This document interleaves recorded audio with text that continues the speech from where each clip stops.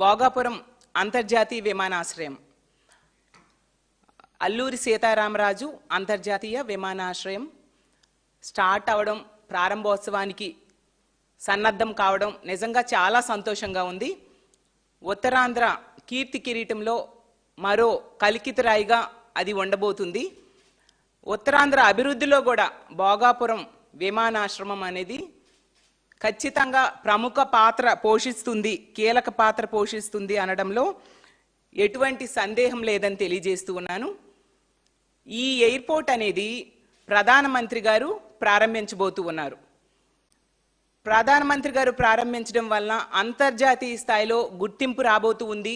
అంతర్జాతీయ స్థాయిలో ఈ విమానాశ్రయానికి గుర్తింపు కనుక వస్తే వ్యాపార రంగంలో, వాణిజ్య రంగంలో, పర్యాటక రంగంలో కూడా మరింతగా అభివృద్ధి చెందడానికి ఎక్కువగా ఆస్కారం ఉంటుంది.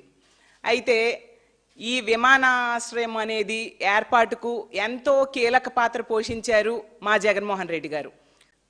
ఇప్పుడు తీసుకుంటే చంద్రబాబు నాయుడు గారు క్రెడిట్ చోరీకి చాలా ప్రయత్నిస్తూ ఉన్నారు. గత వారం రోజులుగా చంద్రబాబు నాయుడు గారు ఆ పార్టీ వాళ్ళు చేస్తున్న హడావుడి చూస్తుంటే ఈ రాష్ట్ర ప్రజలు, మరీ ముఖ్యంగా మా ఉత్తరాంధ్ర ప్రజలు నవ్వుకుంటూ ఉన్నారు. ఎందుకంటే చంద్రబాబు నాయుడు గారి క్రెడిట్ చోరీ అనేది పరాకాష్ఠకు చేరింది. పని ఒకరిది అయితే ప్రచారం ఇంకొకరిది. పనేమో చేసింది మా వైఎస్ఆర్సీపీ ప్రభుత్వం అయితే ప్రచారం చంద్రబాబు నాయుడు గారిది. కష్టం ఒకరిది అయితే దాని కీర్తి కొట్టేయాలని ప్రయత్నించడం ఒకరిది. అలాగే ఇంకొకరి శ్రమని తన ఖాతాలో వేసుకోవడానికి ఈరోజు చంద్రబాబు నాయుడు గారు ప్రయత్నిస్తూ ఉండే పరిస్థితి చూస్తూ ఉన్నాం. ఎందుకంటే క్రెడిట్ వితౌట్ కంట్రిబ్యూషన్ అనేది చంద్రబాబు నాయుడు గారికి అలవాటు. ప్రతి సందర్భంలో కూడా అతను ఎటువంటి కంట్రిబ్యూషన్ లేకుండా క్రెడిట్ కొట్టేయాలని ప్రయత్నిస్తూ ఉంటారు. ఈ భోగాపురం విమానాశ్రయం విషయంలో కూడా అదే విధంగా ప్రయత్నిస్తూ ఉండే పరిస్థితి మనందరం గమనిస్తూ ఉన్నాం. కానీ ఈ ఎయిర్పోర్ట్ నిర్మాణంలో చంద్రబాబు నాయుడు గారు చేసింది శూన్యం. 2019 ఎన్నికలకు ముందు ఒక రాయేసి శంకుస్థాపన చేయడం తప్ప చంద్రబాబు నాయుడు గారు ఏమీ చేయలేదు. ఎందుకంటే 2020 జూన్లో జిఎంఆర్తో అగ్రిమెంట్ చేసుకోవడం అయితేనే, R&R అవ్వచ్చు, భూసేకరణ అవ్వచ్చు, అక్కడున్న ప్రజలకి పునరావాసం కల్పించడం అవ్వచ్చు, అక్కడ ఎయిర్పోర్ట్కి కావాల్సిన వాటరు, అలాగే డ్రైనేజెస్, ఎలక్ట్రిసిటీ, ఇంటర్నల్ రోడ్స్, అలాగే ఏరోనాటికల్ సర్వీసెస్, ముఖ్యంగా నిధుల సమీకరణ అన్నీ కూడా చేసింది మా ప్రభుత్వ హయాంలో మా జగన్మోహన్ రెడ్డి గారు. అది చిన్న పిల్లాడిని అడిగినా చెప్తారు. ఇప్పుడు క్రెడిట్ కొట్టేయడానికి వీళ్ళు ప్రయత్నిస్తూ ఉండడం చాలా హాస్యాస్పదం. ఆ రోజు చంద్రబాబు నాయుడు గారు వలన సాధ్యం కాని భూసేకరణను జగన్మోహన్ రెడ్డి గారు పూర్తి చేయడం జరిగింది. అలాగే తీసుకుంటే 4 గ్రామాల ప్రజలకు పునరావాసం మా ప్రభుత్వ హయాంలో ఏర్పాటు చేయడం జరిగింది. అలాగే ఈ భూసేకరణకు R&Rకు 967 కోట్లు మా ప్రభుత్వం ఖర్చు చేయడం జరిగింది. అక్కడ ఎయిర్పోర్ట్ కావాల్సిన వాటర్ కోసం నీళ్లు తీసుకురావడానికి 75 కోట్లు ఖర్చు చేయడం జరిగింది. అలాగే ఇన్ఫ్రాస్ట్రక్చర్ కోసం 134.5 కోట్లు ఖర్చు చేయడం జరిగింది. ప్రత్యామ్నాయ రోడ్ల కోసం 7.29 క్రోర్స్ ఖర్చు చేయడం జరిగింది. అలాగే సబ్స్టేషన్ కోసం 2.35 క్రోర్స్ ఖర్చు చేయడం జరిగింది.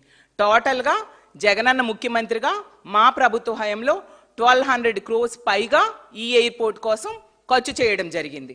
అలాగే కేంద్రం దగ్గర నుంచి అనుమతులు అవ్వచ్చు, ఎన్ఓసీలు అవ్వచ్చు, అన్ని రకాల సౌకర్యాలు కూడా జగన్మోహన్ రెడ్డి గారి ప్రభుత్వంలో తీసుకురావడం వలన, దానికోసం కృషి చేయడం వలన ఆ రోజు కరోనా లాంటి సంక్షోభాన్ని కూడా అధిగమించి ఈ ఎయిర్పోర్ట్ నిర్మాణం పనులు వేగవంతమైన పరిస్థితి మనందరం గమనించాం.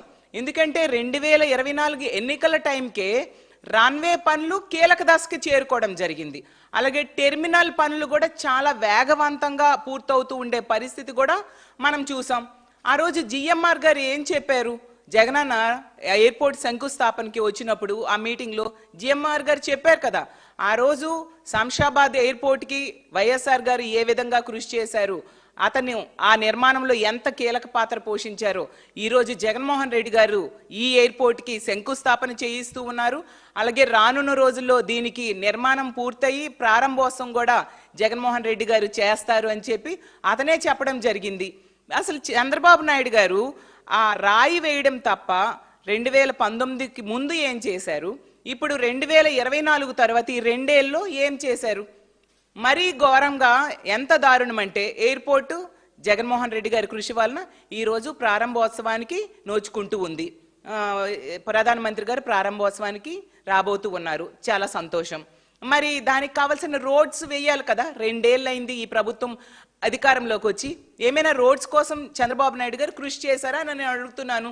ఆ రోజు జగన్మోహన్ రెడ్డి గారు శంకుస్థాపనకి ఏర్పాటు చేసిన సభలో ఆ టైంలోనే రోడ్స్ కోసం 55 కిలోమీటర్ల రోడ్లు, 6 లైన్ రోడ్స్, అలాగే 77 మీటర్ల వెడల్పుతో 77 మీటర్ల వెడల్పుతో 6 లైన్ రోడ్స్, పొడవు తీసుకుంటే లెంగ్త్ 55 కిలోమీటర్లు విశాఖపట్నం నుంచి భోగాపురం వరకు వేయడానికి 6,300 కోట్లు కావాలని కేంద్రం మీద ఒత్తిడి తీసుకురావడం జరిగింది.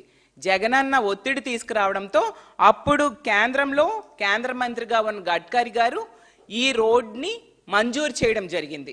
మరి అదే గడ్కరీ గారు అప్పుడు కూడా మంత్రిగా ఉన్నారు, ఇప్పుడు కూడా కేంద్ర మంత్రిగా ఉన్నారు. మరి ఈ 2 ఏళ్ళలో ఎందుకు నిర్మాణం ముందుకు వెళ్ళలేదు అంటే చంద్రబాబు నాయుడు గారు తాలూకా చిత్తశుద్ధి ఈ విషయంలో మనకు అర్థమవుతుంది. నిజంగా చంద్రబాబు నాయుడు గారి చిత్తశుద్ధితో ఈ రోడ్డు నిర్మాణం పనుల కోసం కృషి చేస్తే ఈ నిర్మాణం ఈ టైంకి పూర్తయ్యేది. కానీ ఎక్కడ వేసిన గొంగలి అక్కడే ఉంది. ఈ రోడ్డు కనుక పూర్తి కాకపోతే అక్కడ ప్రజలు, విశాఖపట్నంలో ప్రజలందరూ కూడా ఎయిర్పోర్ట్కి వెళ్ళడానికి చాలా కష్టాలు పడే పరిస్థితి మనం చూస్తాం. ఎందుకంటే రోడ్ అనేది చాలా అవసరం. వేగంగా స్పీడ్గా ఎయిర్పోర్ట్కి చేరుకోవాలి, లేకపోతే ఎయిర్పోర్ట్ ఉండి కూడా ఉపయోగం లేని పరిస్థితి. అలాంటి అత్యవసరమైన రోడ్డు నిర్మాణాన్ని ఈరోజు చంద్రబాబు నాయుడు గారి ప్రభుత్వం గాలికి వదిలేసిన పరిస్థితి మనం చూస్తూ ఉన్నాము.